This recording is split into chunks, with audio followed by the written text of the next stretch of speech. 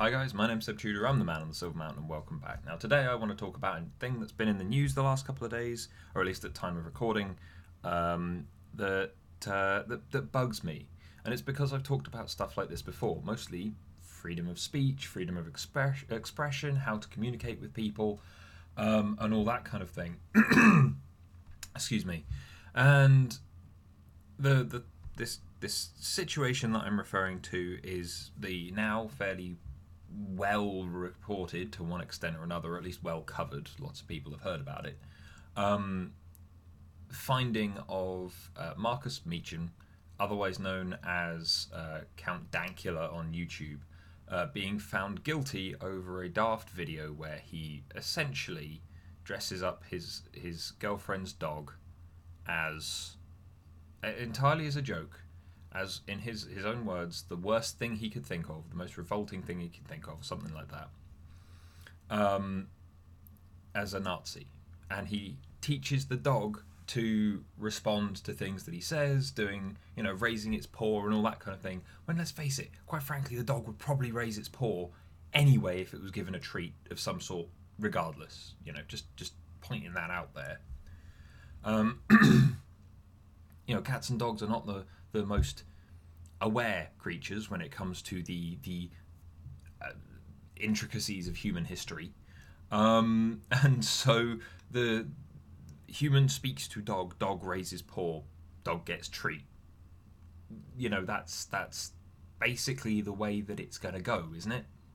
That's what makes sense, right? But he did it as a joke. He didn't think it was going to be all that big a deal, and then he gets arrested and has now been put before a judge.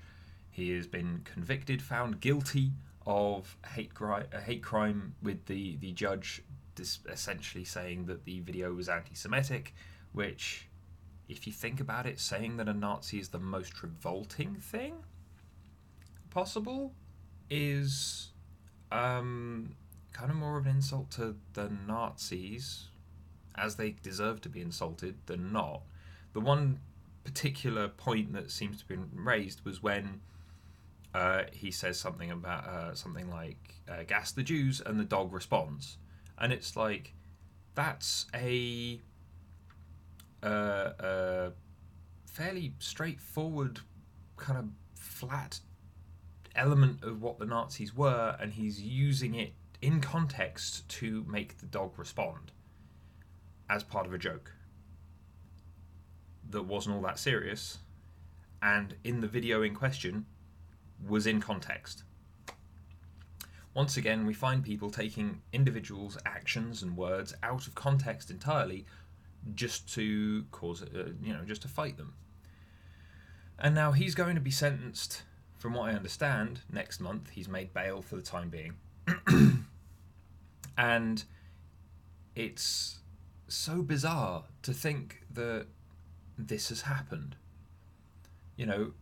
So an individual has made a video that may very well not be the most politically correct humour, but is legitimately humour. Something that the judge went, yeah, it might have been a joke, but that doesn't matter, essentially. Talking about responsibility, when, to be fair, the individual in question, Marcus Meechan, has taken responsibility, because he's never said it wasn't his video. He's never said that this response wasn't something that he himself was dealing with, or that it was anyone else's fault. But again, the having a few people leave comments under his video telling him that they don't like it, that it was a bad video, the whatever else, that makes sense. That's proportional to what's been put out. Other YouTubers ripping on him for it if they felt so inclined. Fine. Taking this guy to court, though, arresting him, that seems just a little bit extreme, doesn't it? Like, I understand that as I've covered in other videos, the UK has more limited freedom of speech laws and so on than somewhere like the United States, that have very, very broad and open laws, which are actually curtailed. It's not a complete blanket openness on allowing people to do and say whatever they wish. But The United States is somewhat more open, and we have a lot of rules on our books that are very, very old that have just not been removed, as per comments I've made before in regards to the various bits and pieces around kind of suggesting an end to the monarchy and all that kind of thing. No one's been imprisoned for it since the 1930s, from what I recall. But again, that law is actually still on the books. You know, not even necessarily suggesting regicide, but just suggesting that the monarchy is somewhat obsolete, unnecessary, and we could kind of quite happily move along without them in various ways, is something that you can get called up on and kind of shat on for. Not that, as said, it's been enforced any time recently, but it's still on the books. And now in the current political climate, where there is so much additional sensitivity to anything that is either politically incorrect or contentious, this is a horrific way to see kind of our country develop. You know, where we've got an individual who has made a video, not done any harm to anyone, physical or otherwise, not done, as YouTube, they made a big deal of saying it was a public platform. And it's like, yeah, it is, but it's a public platform you can turn off. It's not like he took over BBC or something in a certain area and broadcast his own signal, his own kind of content across it. It was a very limited environment.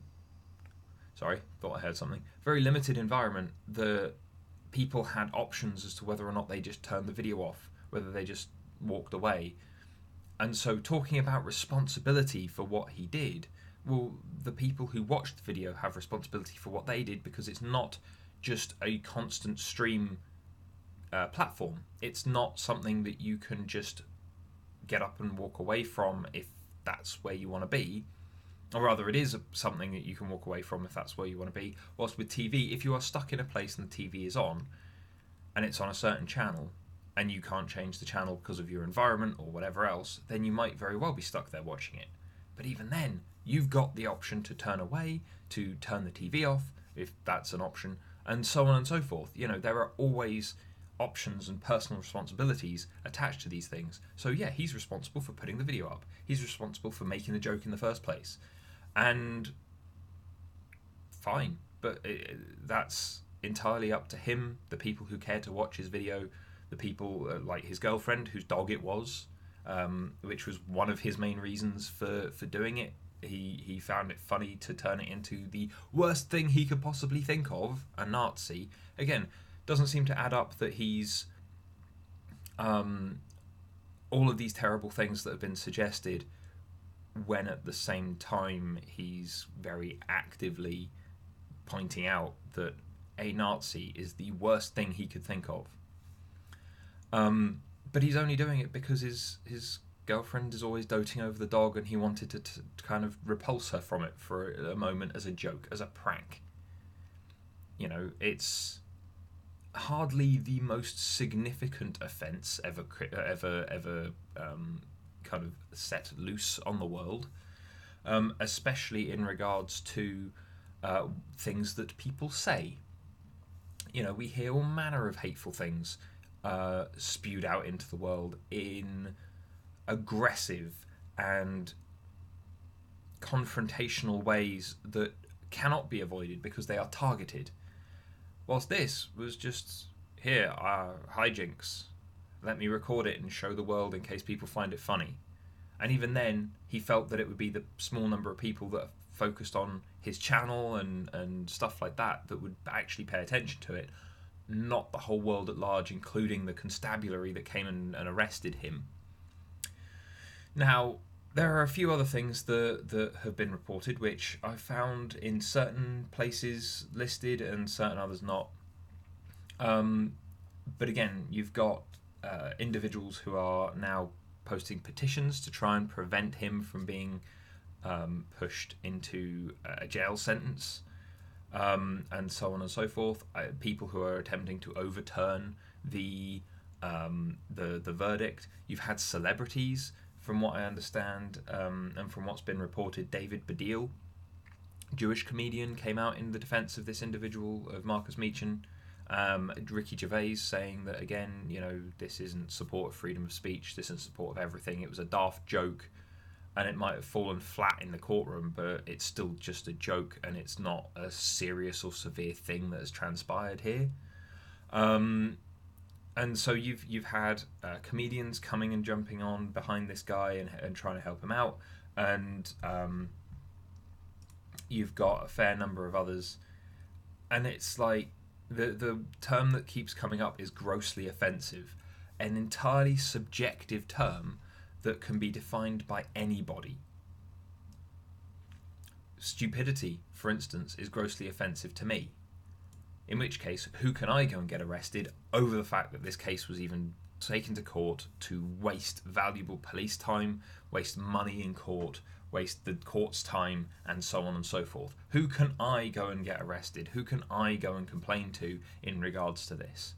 Yeah, simply put, I can't, because that level of stupidity, the level of the lack of perspective and the hypersensitivity to these kind of things is becoming worse and worse, which is why I've made videos about all of this stuff, about personal responsibility, about making yourself a better person in various ways, because my God, if this continues, then we're going to be watered down.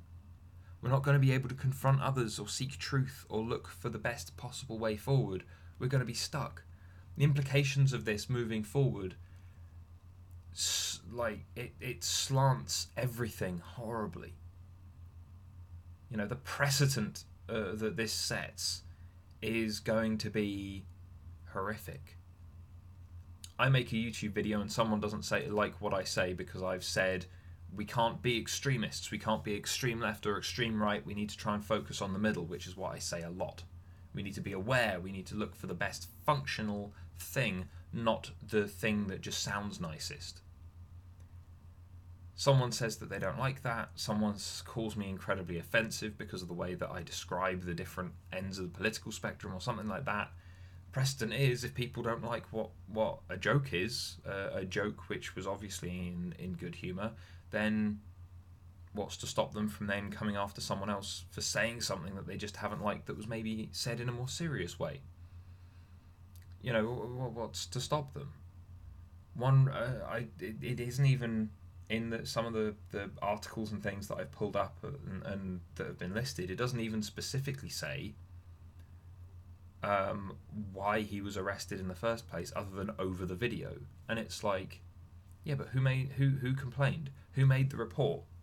Was it the police acting on their own because it came to their attention and they felt that it was deemed in such a way? Right, in which case, what guidelines were they using to make that assumption? There's not an awful lot of transparency around that at the moment, when in looking at it. And it's like, well, why not? Why hasn't all of this been laid bare? Or at least if it has been laid bare, it's been laid bare in a courtroom and not been properly reported out to everyone else, or even the press is in on it and they're not disseminating all of this additional information. And yet even then, the vast majority of people are turning around and going, this is ridiculous. This is insane. Why on earth is this? Because this is taking time and money. Why is it being... why is all that time and money being wasted on something this dumb? He didn't hurt anyone. The dog wasn't harmed. In fact, the dog was probably particularly well fed on the day that he decided to do this, because he was giving it, I would imagine, the way he was training it, the way he was getting it to respond was by giving it treats. In which case, why is this even a thing?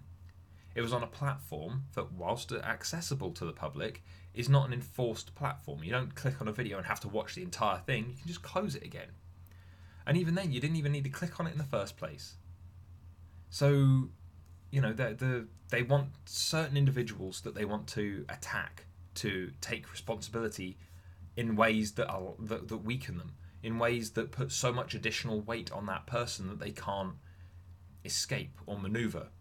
But then they are willing to absolve others of responsibility in huge swathes. And it's bizarre. And from what I understand, his sentencing and so on will be next month, as said. But also, all of this still just falls to the presiding judge, whoever that may be. I'm not sure if it's the same judge as the one that found him guilty so far. But it's a case of this can't be a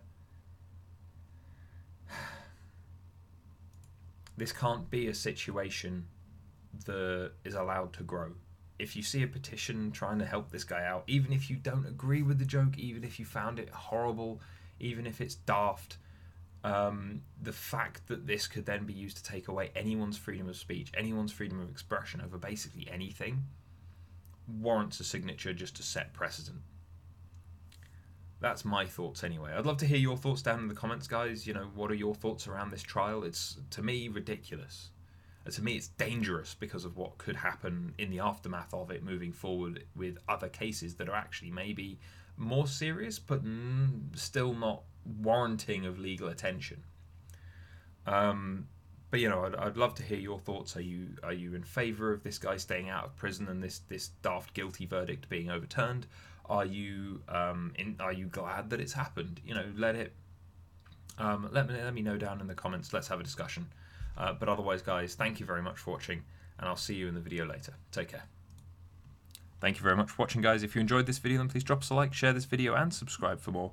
And I'll see you in the video tomorrow. Take care.